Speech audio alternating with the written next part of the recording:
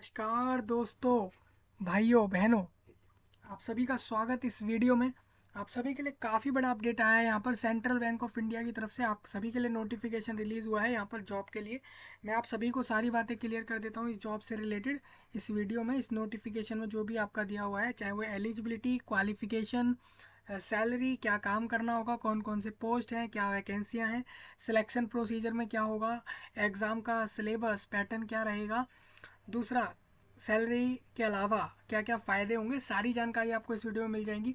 काफ़ी एक लिमिटेड समय था, इसका नोटिफिकेशन हम समय पर डिस्कस नहीं कर पाए थे, लेकिन अभी भी अगर हम बात करें तो आज भी इस फॉर्म पर अप्लाई करने के लिए आपके पास पूरे 4 से 5 दिन है। आप समझ सकते हैं 4 to 5 डेज है। अगर आप इसको ज़्यादा से ज़्यादा लोगों तक पहुँचा देंगे इस वीडियो को, इस जानकारी को, तो आपके लिए काफ़ी अच्छा रहेगा, क्योंकि फिर आप आसानी से इस जॉब पर अप्लाई कर सकते हैं, क्योंकि ये गवर्नमेंट जॉब रहेगी और एक बैंकिंग सेक्टर में जॉब रहेगी। और काफ़ी अच्छे खासे पोस्ट यहाँ पर मेरे को दिखे हैं। मैंने नोटिफिकेशन जब देखा था तो मुझे ऐसी ऐसी जानकारियाँ दिखी जिसको मैंने सोचा कि मैं आपके साथ डिस्कस करूँ, आपको बता दूँ।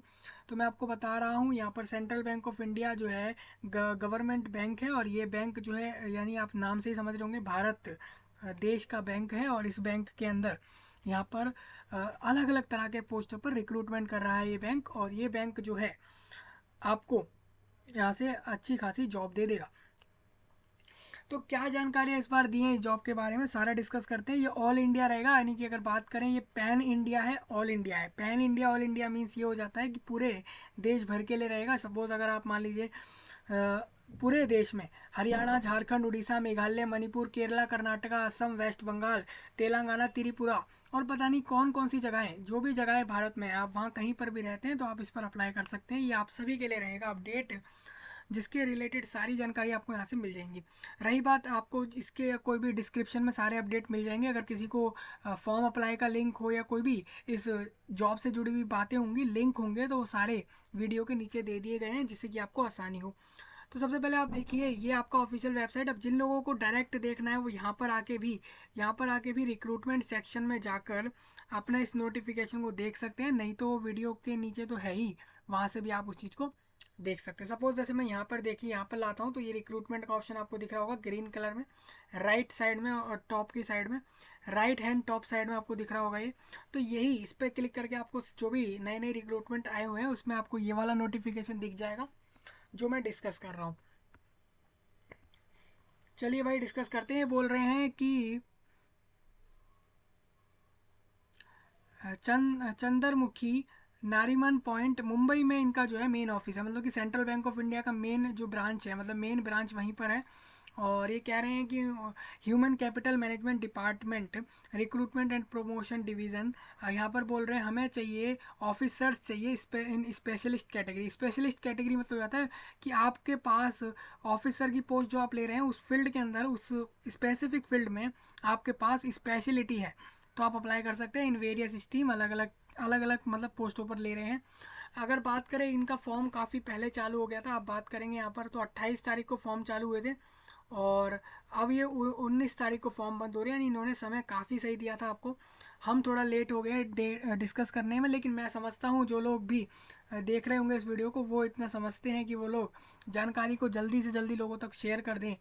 जैसे भी कोई से भी सोशल मीडिया के ऑप्शन से आप शेयर कर सकते हैं। इसमें आपके पास बहुत सारे ऑप्शन होते हैं, व्हाट्सअप का होता है और पता नहीं यूट्यूब पे भी है और इंस्टाग्राम, और जहाँ से भी आपको मौका मिले आप शेयर कर दीजिए, क्योंकि लोगों तक ये जानकारी समय से पहुँचे। Tentative date of online exam की बता रहे हैं कि थर्ड और फोर्थ वीक ऑफ दिसंबर में ये एग्ज़ाम ले लेंगे। यानी कि अगर बात करें तो इस साल के 2023 के एंड में ये एग्ज़ाम लेंगे। यानी कि ये एग्ज़ाम आपका, आप ये कह के चलिए कि ये आपका 20 दिसंबर के आसपास ये एग्ज़ाम हो रहा होगा। सेंट्रल बैंक ऑफ इंडिया जो है वो एक पब्लिक सेक्टर बैंक है विद पैन इंडिया ब्रांच। देखिए मैंने पैन इंडिया शब्द बोला भी था, यहाँ पर लिखा भी है। नेटवर्क मोर देन 4500 ब्रांचों से के भी ज़्यादा ब्रांच है। भाई कितना बड़ा नेटवर्क है इस बैंक का, आप समझ सकते हैं। ये बैंक ने अभी तक अपनी 4500 ब्रांच पूरे देश भर में खोल दी हैं विद टोटल बिजनेस ऑफ, जो टोटल बिजनेस जो है वो 6 लाख करोड़ का अभी तक कर चुके हैं। ये जो डेटा ये यहाँ पर बताया गया है, ये जो है ये बैंक वालों ने अपना बताया है कि हम 6 लाख करोड़ का जो है अपना जो बिजनेस है वो कर चुके हैं और 500 ब्रांचों के साथ पूरे इंडिया में चल रहे हैं अभी हम, and driven by talented work force of, और हमारे पास 32,000 से भी ज़्यादा एम्प्लॉयज़ है। ये वो हैं जिनके जिनके डेटा इनके पास हैं, इतने एम्प्लॉयज़। अब ऐसे भी होंगे एम्प्लॉय इनके अंदर जिनकी डिटेल्स इनके पास नहीं होगी, तो आप ऑन एन एवरेज अगर मानना चाहें खुद से भी, तो आप ये समझ सकते हैं कि 50,000 के लगभग या लाख भर लोग तो आराम से होंगे इतने ब्रांच में, क्योंकि इतनी ब्रांचें हैं और हर एक ब्रांच में 100 लोगों से कम तो क्या ही लेंगे लोगों को। तो आप समझ रहे होंगे। तो इन्होंने तो अपनी तरफ से एक जनरल आइडिया से 32,000 बता दिया है। मैं इसको मानता हूँ 1 लाख के करीब इसमें एम्प्लॉय होंगे पूरे देश में इस बैंक के अंदर। आप इस डेटा को मान सकते हैं। और ये कह रहे हैं हम एलिजिबल कैंडिडेट से अप्लाई करने के लिए बोल रहे हैं इस जॉब पर। सबसे पहले आप ये समझिए, मैं आपको बताऊंगा कि क्या स्ट्रीम, मतलब कि जैसे कि किस किस पोस्ट पर क्या सैलरी दे रहे हैं और कौन कौन सी कैटेगरी में वो वैकेंसियां हैं। डिसेबिलिटी वालों की भी मैं आपको बता दूंगा। अगर आप इंफॉर्मेशन टेक्नोलॉजी में लेना चाह रहे हैं, लेवल 5 का सैलरी रहेगा। जनरल कैटेगरी वाला कैंडिडेट अप्लाई कर सकता है इस पर, क्योंकि उसी के लिए वैकेंसी रहेगा। और सपोज अगर आपको रिस्क रिस्क मैनेजर पोस्ट चाहिए, अब इन पोस्टों के बारे में मैं आपको आगे क्लियर करूंगा। इसके बारे में क्वालिफिकेशन से आपको पता लग जाएगा कि पोस्टों में काम क्या है। रिस्क मैनेजर 2 तरह के ले रहे हैं, एक आपका 5 लेवल का सैलरी देंगे और एक में आपको 4 लेवल का सैलरी देंगे। दोनों ही एक एक चाहिए इनको, इस बैंक को। अब ये बैंक अभी इन्होंने अपना एक्चुअल ब्रांच नहीं बोला, अभी कहाँ भेजेंगे आपको वो इन्होंने नहीं बोला है। मैं आगे आपको बताऊंगा कहाँ ये भेजेंगे आपको इस जॉब पे। इंडिया में ही कहीं ना कहीं भेजेंगे। तो अब सैलरी क्या रहेगी स्केल 5, 4, 3 और बाकी सारों में, तो मैं आपको आगे बताने वाला हूँ कि किस लेवल पर क्या सैलरी रहने वाली है। सबसे पहले आप ये समझिए, इंफॉर्मेशन टेक्नोलॉजी में जनरल कैटेगरी वालों के लिए वैकेंसी है। रिस्क मैनेजर में भी जनरल वालों की होगी। और आईटी फील्ड में लेवल 3 की सैलरी के साथ 3 वैकेंसियां हैं, जो कि एक आपकी इकोनॉमिकली वीकर सेक्शन को जा रही है, ओबीसी को और एससी लोगों को जा रही है, यानी कि अनुसूचित जाति को जाएगी। 6 जा रही, 6 वैकेंसियां हैं, 3 तो जनरल की और बाकी ये कैटेगरी, टोटल 6 वैकेंसियां हैं यहाँ पर। और फाइनेंशियल एनालिस्ट भी चाहिए इनको, 5 लोग चाहिए इसके अंदर। बाकी आप ये बता रहे हैं अपनी अपनी कैटेगरी वाइज, और दूसरा इन्होंने सैलरी का लेवल भी बताया है। सेम आईटी फील्ड में ये अब ले रहे हैं आपके 73 लोगों को ले रहे हैं, और इसमें जिसको लेवल 2 का सैलरी देंगे, जिसमें अनुसूचित जाति से 11 को लेंगे, एसटी यानी अनुसूचित जनजाति से 6 को ले लेंगे, ओबीसी से 20 को लेंगे और ईडब्ल्यूएस से 7 को लेंगे, और जनरल कैटेगरी से 29 को ले लेंगे। और 3 ऐसे लोग होंगे जो कि विजुअली इम्पेयर्ड या हेयरिंग इम्पेयर्ड या फिर ओसी जैसे डिसेबिलिटी टीम्स आते हैं, तो उनके लिए एक एक वैकेंसी यहाँ पर हो जाएगी इस वाले पोस्ट के लिए। या तो आप अपने डिसेबिलिटी से वैकेंसी ले सकते हैं या फिर आप अपने कास्ट से ले सकते हैं। दोनों से फ़ायदा नहीं मिलेगा, क्योंकि सपोज़ आप कह रहे हैं कि मैं डिसेबिलिटी वाला कैंडिडेट हूँ, मैं एचआई डिसेबिलिटी में आता हूँ और आती हूँ या आता हूँ, और साथ ही मैं ईडब्ल्यूएस कैटेगरी से भी हूँ, तो आपको वैकेंसी या तो कैटेगरी वाली मिलेगी या आपकी डिसेबिलिटी वाली मिलेगी, कोई एक मिलेगी। आप ये बात समझ के चलना। लॉ ऑफिसर में ये 15 वैकेंसी बोल रहे हैं, क्रेडिट ऑफिसर में 50 बोल रहे हैं। सारे आप यहाँ से समझ सकते हैं, काफ़ी सारे पोस्ट, 14 तरह के पोस्ट हैं, लाइब्रेरियन और बहुत सारे पोस्ट हमें दिख रहे हैं। तो जनरल वालों की तो 87 वैकेंसियाँ हैं, 192 टोटल वैकेंसियाँ हैं। और बाकी आपको कैटेगरी वाइज यहाँ से दिख रही होगी, एससी एसटी की भी दिख रही है और सबकी दिख रही है, यानी कि ओबीसी की 49 रहेगी, और सारी आपको जानकारी यहाँ से दिख रही है।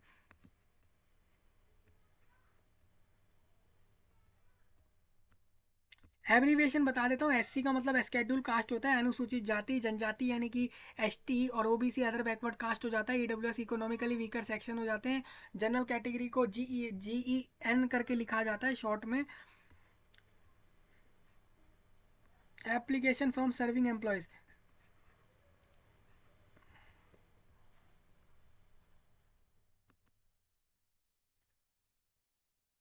should resign from the existing post and join the new post as a fresh candidate like any other candidate। देखिए, इन्होंने सिंपल सी बात बोली, अगर आप इस बैंक के एम्प्लॉय भी हैं, अगर देश भर में आप अगर इस वीडियो को देख रहे हैं इंडिया में, और आप अगर इस बैंक में कहीं ना कहीं काम कर रहे हैं, तो आपको कहना चाहता हूँ, आप अप्लाई तो कर रहे हैं, अगर आपको जॉब मिल जाए तो आप ये वाला लेंगे और अपना पिछले वाले जॉब को छोड़ेंगे, चाहे वो पोस्ट इस पोस्ट से बड़ा ही क्यों ना हो, तो आपको वो छोड़ना होगा। ये इन्होंने क्लियर करा है, रिज़ाइन करना होगा आपको वहाँ से। रिसाइन मतलब हो जाता है कि आप वहाँ पर एक साइन करेंगे एक डॉक्यूमेंट पे, और वहाँ से आप अपना जो है जॉब को छोड़ के दूसरा जॉब लेंगे। सिंपल भाई, इसमें कोई एक डॉक्यूमेंट रहेगा जिसमें लिखा होगा कि फला फला मतलब कि एक्सेट्रा एक्सेट्रा नाम का कैंडिडेट, उसको ये जॉब इस बैंक में मिल गई है और इस बैंक में ये काम कर रहा था या कर रही थी और अब वो ये जॉब ले रहा है या ले रही है, इस वजह से वो अपने जो प्रेजेंट जॉब है उसको छोड़ रहा है। इस तरीके का एक फॉर्म रहेगा, वो आपको साइन करना होगा और इस तरीके से आपका नया जॉब मिल जाएगा। डीवी डीवी यहाँ पर क्या है, डॉक्यूमेंट वेरिफिकेशन, और बाकी जानकारी अभी आपको बता देता हूँ यहाँ पर क्या क्या रहेंगी।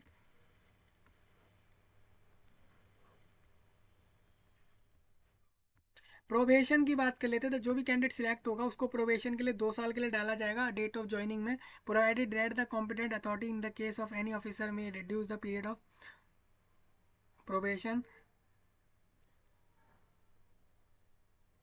And the same. देखिए इन्होंने बोला है मतलब अगर आपको ये जॉब मिलती है, ये जॉब मिलते के साथ ही आपको 2 साल कम से कम ये प्रोबेशन में डालेंगे। प्रोबेशन मतलब ये चेक करेंगे कि आप काम कैसा कर रहे हैं, अच्छा कर रहे हैं कि नहीं कर रहे।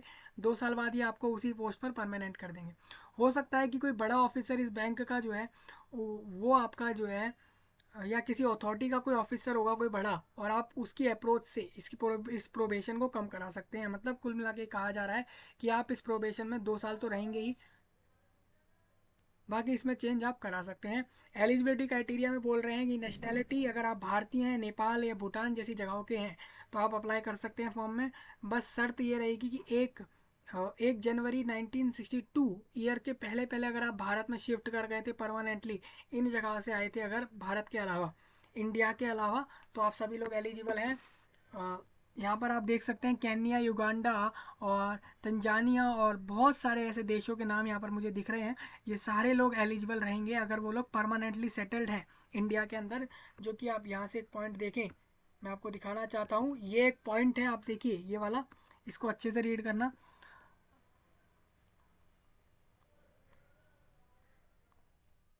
तो यानी ये थ्रू आउट द वर्ल्ड, पूरे वर्ल्ड के लिए जॉब हो गई है। स्पेशली अगर कोई दूसरे कंट्री से आया है तो वो अपना ये वाली डेट को ध्यान रखे और उसके साथ अप्लाई कर दे। इंफॉर्मेशन टेक्नोलॉजी, आपने सैलरी 5 वाला में जो देखा था वो पोस्ट, आप उस पोस्ट को हम एजीएम बोलेंगे। एजीएम का फुल फॉर्म आगे क्लियर करूँगा। आईटी फील्ड में अगर आप ले रहे हैं जॉब लेवल 5 स्केल वाली, तो आपकी एज मैक्सिमम 45 से मिनिमम रहनी चाहिए। मतलब कि 45 अगर कंप्लीट है तो फॉर्म मत भरना। कास्ट वाइज फॉर्म आपको फ़ायदा मिल जाएगा यहाँ से अपर एज में। 45 से नीचे वाले फॉर्म भरेंगे। इसमें बोला गया है आपको जो है फुल टाइम मास्टर या फिर बैचलर डिग्री होनी चाहिए इंजीनियरिंग में, लाइक आपने जो है लाइक कंप्यूटर साइंस करा है, आईटी करा है, इलेक्ट्रॉनिक्स कम्युनिकेशन करा है, या फिर आप अगर आपने एमसीए जैसा कोर्स करा है 60% मार्क्स के साथ या फिर उसके बराबर भी किसी भी यूनिवर्सिटी इंस्टीट्यूट से पूरे देश भर में, तो आप इसमें जो है, और इट्स रेगुलेटरी बॉडी या फिर उसकी रेगुलेटरी बॉडी मतलब कि ऑटोनोमस बॉडीज़ हो जाती हैं, मतलब कि वो फुल्ली प्राइवेट होते हैं, फुल्ली गवर्नमेंट होते हैं, या फिर एंटी गवर्नमेंट एंटी प्राइवेट वाले जो होते हैं वो लोग भी सारे एलिजिबल रहेंगे। इन्होंने ये चीज़ें दी हैं। दूसरा ये बोल रहे हैं फुल टाइम मास्टर और बैचलर डिग्री अगर आपके पास डेटा एनालिटिक्स, दूसरा एआई और एमएल मशीन लर्निंग डिजिटल और इंटरनेट टेक्नोलॉजीज के साथ अगर आप 60% के साथ अगर पास होंगे, 60% मार्क्स, जितने भी मार्क्स का आपका एग्जाम हुआ होगा, सपोज मानिए 500 नंबर का हुआ है, तो आपके अगर 500 नंबर का मार्क्स हुआ है तो 300 में से अगर आपके ऊपर नंबर आ रहे होंगे तो आप यहाँ पर 60% से ऊपर हैं आपके ग्रेजुएशन में, और तो आप अप्लाई कर देंगे। डिज़ायरेबल में बोल रहे हैं सर्टिफिकेट या डिप्लोमा डिग्री अगर आपका है in any area related to digitalization like digital transformation, product management का, तो वो भी ले लिया जाएगा। वो लोग भी एलिजिबल हैं, तो आप सारी चीज़ें रीड करना। एक्सपीरियंस में बोल रहे हैं कम से कम 10 साल का एक्सपीरियंस अगर आपके पास आईटी फील्ड में है, कि डिज़ाइनिंग में और लॉन्चिंग डिजिटल प्रोडक्ट जो डिजिटल प्रोडक्ट्स होते हैं उनको लॉन्च करने में, डिज़ाइन करने में अगर आपका 10 साल का भी एक्सपीरियंस है। प्लेटफॉर्म्स इन बीएफएसआई सेक्टर और फाइनटेक कंपनीज़ के अंदर, फिनटेक कंपनीज़ के अंदर, तो आप सभी लोग यहाँ पर एलिजिबल हैं इस पोस्ट के लिए। प्रेफरेबल में बोल रहे हैं proven track record of implementing digital transformation projects, digital marketing, should have an Eno innovative mind set होना चाहिए, आपका एक्सपीरियंस होना चाहिए आपका मैनेज करने में और लीड करने में। एक डिजिटल टीम को आप कैसे मैनेज कर सके, लीड कर सके, उसका एक्सपीरियंस चाहिए होगा। ये प्रेफरेबल है, अगर आपको अगर नहीं है तो आप सीख लेना, लेकिन जो आपका ऊपर दिख रहा है ये वाला आप ज़रूर याद रखना, ये वाला आपका कंपलसरी रहेगा। कंपलसरी आप मतलब समझते होंगे, ये वो चीज़ें होती हैं जो ज़रूरी होती हैं, आपकी होनी ही चाहिए। डिज़ायरेबल में ये होता है कि अगर आपके पास ये है तो और अच्छी बात हो जाती है, फ़र्क यही होता है। रिस्क मैनेजमेंट में अगर आप स्केल 5 पर अप्लाई करेंगे तो एज सेम रहेगा। क्वालिफिकेशन बीएससी वाले अप्लाई करेंगे स्टैटिस्टिक्स में, या फिर बैचलर डिग्री वाले एनालिटिकल फील्ड, या फिर बाकी फोल्ड पोस्ट लिखे हुए हैं। और एक्सपीरियंस भी इन्होंने बताया है यहाँ पर, बैंकिंग सेक्टर में 10 साल का एक्सपीरियंस मांग रहे हैं और मिनिमम 6 साल का एक्सपीरियंस रिस्क मैनेजमेंट में है अगर, तो आप अप्लाई कर सकते हैं। Overall post basics qualification banking experience, अगर आपने बैंक सेक्टर में 10 साल भी काम करा है किसी भी पोस्ट पे तो आप एलिजिबल रहेंगे इस पोस्ट के लिए एक्सपीरियंस के तौर पर। इसमें परसेंटेज कम रहेगा, 55 हो जाएगा आपका ग्रेजुएशन के लिए, तो ये एक रिलैक्सेशन रहेगा, मतलब कि एक फ़ायदा रहेगा आपके पोस्ट के लिए। एमबीए वाले भी एलिजिबल है, कुल मिला के इस पोस्ट में भी सारे ग्रेजुएट्स एलिजिबल हैं, स्पेशली जिन्होंने इस फील्ड में करा है, जो इन्होंने नाम दिए हैं। अगर आपके जैसे मान लीजिए आपने बीएससी करा है बायोलॉजी में, मैथ्स में, फिजिक्स में, और उनमें से आपने इस सब्जेक्ट को भी कहीं ना कहीं पढ़ा है, तो आप सभी एलिजिबल हो जाते हैं, क्योंकि आपको ये बोल रहे हैं कि बैचलर डिग्री इस सब्जेक्ट के साथ होना जरूरी है। सेम यहाँ पर स्केल 4 की सैलरी के साथ रिस्क मैनेजमेंट का जो पोस्ट है उसके लिए अलग यहाँ पर आपकी डिटेल सारी दी गई है, तो आप, मैं समझता हूँ आप सभी लोग यहाँ से रीड कर लेंगे अपनी अपनी पोस्ट के हिसाब से सारी जानकारियाँ। हम चलते हैं डायरेक्ट नीचे आ जाते हैं इसमें।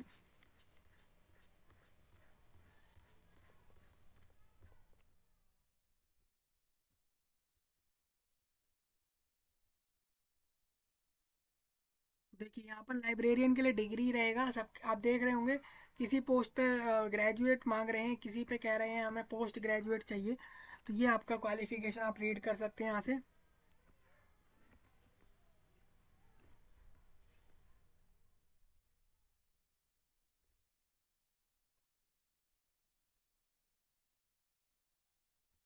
फॉर ऑल पोस्ट,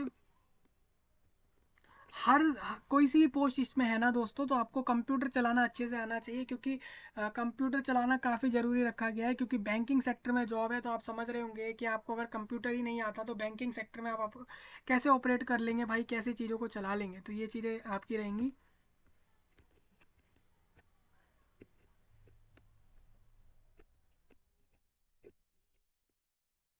अब देखिए इन्होंने एक चीज़ और बोला है कि आप सपोज मानिए आपने गवर्नमेंट ऑफ इंडिया के द्वारा अगर वो यूनिवर्सिटी अप्रूव्ड हो चुकी है, यूजीसी है, एआईसीटीई है, इन सब से अप्रूव्ड है अगर वो, क्योंकि ये सारे गवर्नमेंट के ही बॉडीज़ हैं, गवर्नमेंट के ही अथॉरिटीज़ हैं जो आपके अप्रूव करते हैं यूनिवर्सिटीज़ को, एक मान्यता दे देते हैं कि आप लोग अप्रूव्ड हो चुके हैं, आप लोगों के वहाँ से कोई कुछ पढ़ेगा या कुछ भी करेगा तो वो सभी लोग यहाँ पर जॉब ले पाएंगे, तो वो यहाँ पर इन्होंने बोला है।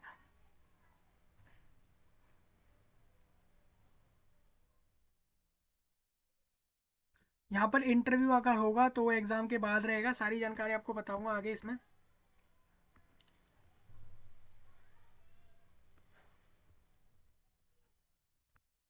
देखिए SC ST में 5 साल एक्स्ट्रा हो जाएंगे कोई भी हर पोस्ट पे, ओबीसी में 3 साल बढ़ जाएंगे आपके अपर एज में फॉर्म में अप्लाई करने के लिए रिलैक्सेशन, बाकी आप यहाँ से देख लेना टेबल में।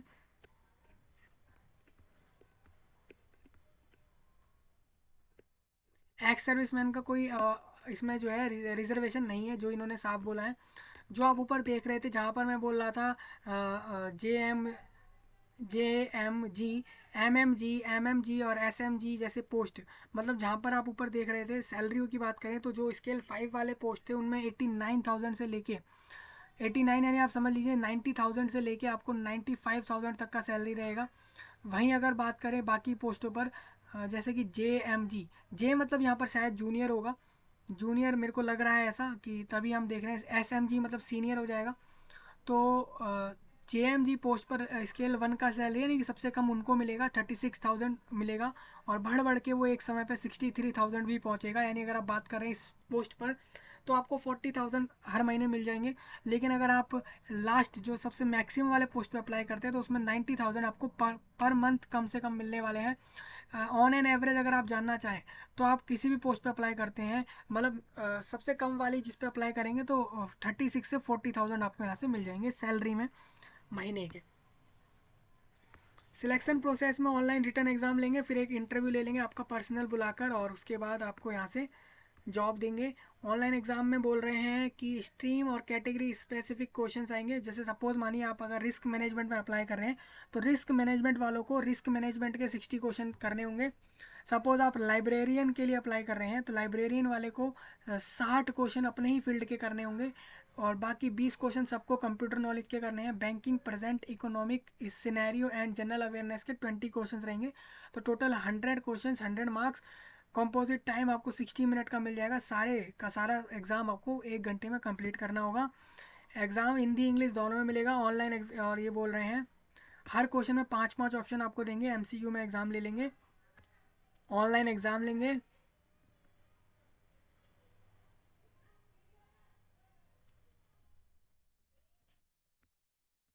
पेनल्टी रॉन्ग आंसर की क्या बोल रहे हैं भाई? रॉन्ग आंसर में पेनल्टी रखी है यहाँ पर इन्होंने। मैं आपको एक चीज़ और दिखा दूँ। यहाँ पर जैसे आप देख रहे हैं कि हर क्वेश्चन हमें दिख रहा है 1-1 नंबर का आ रहा है, तो हर क्वेश्चन में आपका नेगेटिव मार्किंग 1/4 रखा गया है। जो एक्चुअल मार्क्स है उसके 1/4 हैं, आप देख सकते हैं। 1/4 यानी 0.25 मार्क्स उसका काट लेंगे रॉन्ग आंसर पर। तो आप समझ रहे होंगे ये रॉन्ग आंसर यानी कि नेगेटिव मार्किंग यहाँ रहेगा। लेकिन ऑप्शन आपको 5 मिलेंगे क्वेश्चन में। Online test is propose to held, ये मैंने आपको पहले ही बता दिया। अभी एग्जाम होगा अहमदाबाद, बेंगलुरु, भुवनेश्वर, भोपाल, चेन्नई, चंडीगढ़, दिल्ली, गुवाहाटी, हैदराबाद, जयपुर, कोलकाता और लखनऊ, और मुंबई, पुणे, रायपुर, पटना जैसे जगहों पर ये एग्ज़ाम रहेगा। यानी आप समझ रहे होंगे पूरे देश में काफ़ी जगहों पे एग्ज़ाम होने वाला है। इन जगहों पे भी बहुत सारे सेंटर होने वाले हैं भाई आपके।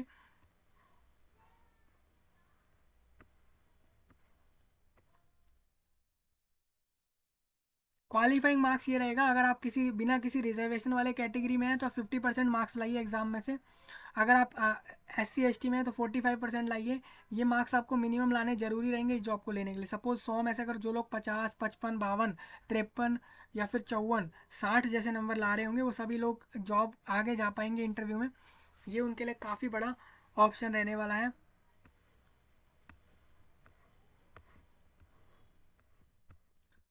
इंटरव्यू के बाद आपको फाइनली कह देंगे, एक लिस्ट निकाल देंगे और लिस्ट में बोल देंगे ये लोग इस नाम के लोग सिलेक्ट हो गए, आप सभी को जॉब मिल रही है। समझ रहे होंगे। एप्लीकेशन फ़ीस में 175 रुपीज़ ले रहे हैं, 850 रुपीज़ ले रहे हैं बाकी बिना किसी रिजर्वेशन वाले कैटेगरी से। सपोज OBC हैं, OBC NCL है, CL और EWS, और इसके अलावा जनरल, UR, सब लोग यहाँ पर 850 रुपये पे करेंगे प्लस GST इसका 18% भाई निकाल लेना। सपोज अगर 1000 करते तो 180 रुपये लगते, तो इसका अगर आप करेंगे तो 85 रुपये 10% हो गया, तो 20% आपका हो जाएगा 80, 160, 170 के 160 के अप्रोक्स आपका अलग से GST हो जाएगा इसके अंदर। यानी ये पूरा 1000 से ऊपर ही जाने वाला है GST के साथ।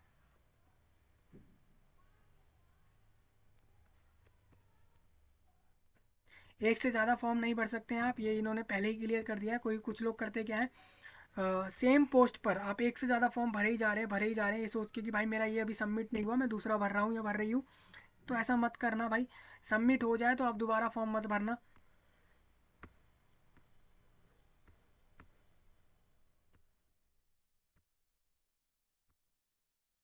हाँ, ये एक चीज़ इंपॉर्टेंट है, आपको आने जाने का खर्चा नहीं मिलेगा। आप खुद के ब्याह पर जाइए, एग्ज़ाम देकर आइए और जॉब लीजिए।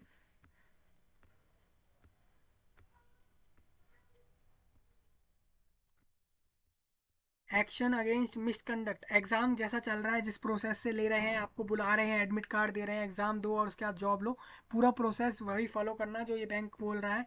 आप अगर कुछ भी इसमें फॉलो नहीं करते हैं तो उसमें आपका बुरा हो सकता है, एग्जाम आपकी रिक्रूटमेंट कैंसिल हो सकती है।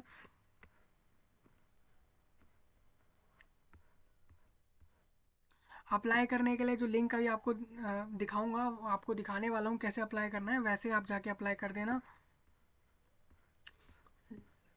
कुछ भी अपलोड करने में प्रॉब्लम आए वीडियो को जाके देख लीजिए। पेमेंट ऑनलाइन में करेंगे आप, debit card, credit card, net banking, UPI, visa और मैस्ट्रो, या जो भी आपके ऑप्शन दिखते हैं ऑनलाइन में उससे आप कर सकते हैं। यहाँ पे इन्होंने देखिए डाले भी हैं सारे ऑप्शन। मास्टर कार्ड, मैस्ट्रो जिसको बोलते हैं वो अलग होता है, और बहुत सारे ऑप्शन इन्होंने यहाँ पे दिए, सारे आपको मिल जाते हैं हर जगह पे।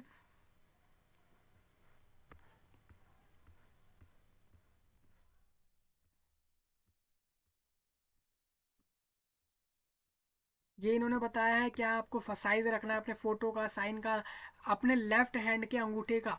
आपको एक पेज पर क्या करना है, स्टैंप लेना है, और स्टैंप मतलब आप एक जो है इंक पर अपना जो होता है उस पर जो है इसको अपने लेफ्ट हैंड के अंगूठे को लगाकर एक पेपर पे लेके उसका फ़ोटो करके अपलोड कर देना।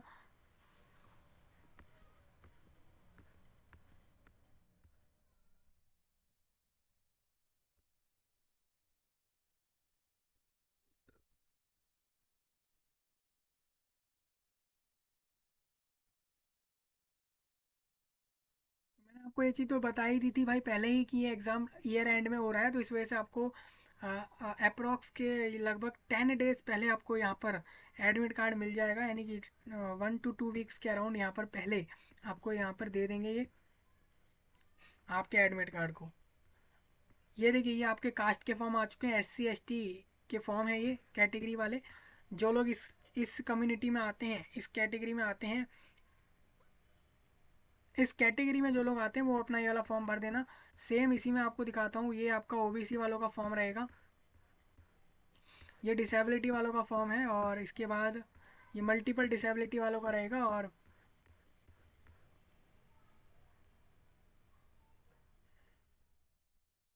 फॉर्म 1 और सेकंड में जो डिसेबिलिटी मेंशन है, उसके अलावा अगर आपको कोई डिसेबिलिटी है वो तो आप ये वाला फॉर्म भर देना।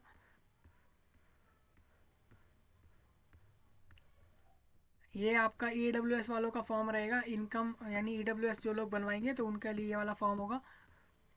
तो ये सारे मैंने आपको बता दिया है इसके बारे में। अभी कुछ लोग ऐसा भी बोल सकते हैं कि सिलेबस आपने बताया नहीं इसमें। तो सिलेबस का भाई ऐसा है कि आप अगर देख रहे हैं इसमें, तो सिलेबस आपका दिसंबर के मंथ में आ जाएगा, सेम सेंट्रल बैंक के वेबसाइट पर आएगा जो आपको प्रोवाइड हो जाएगा जैसे ही आता है। सिलेबस आपका क्वालिफिकेशन का जो रखी गई है, जैसे सपोज मानिए किसी पोस्ट में ग्रेजुएट मांग रहे हैं तो उसका सिलेबस जो होगा वो ग्रेजुएट लेवल का रहेगा। इसी में पोस्ट ग्रेजुएट है तो पोस्ट ग्रेजुएट लेवल का रहेगा, यही सिलेबस रहेगा।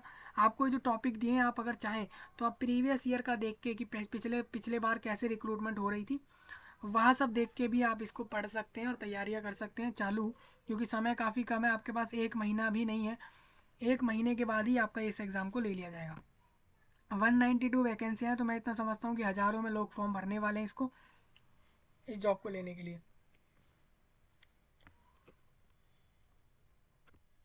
देखिए ये आपका अप्लाई करने का रहेगा, इसमें आप अपना नाम डालना, फिर इसको इस नाम को कंफर्म करना, फिर मिडल नेम डालना।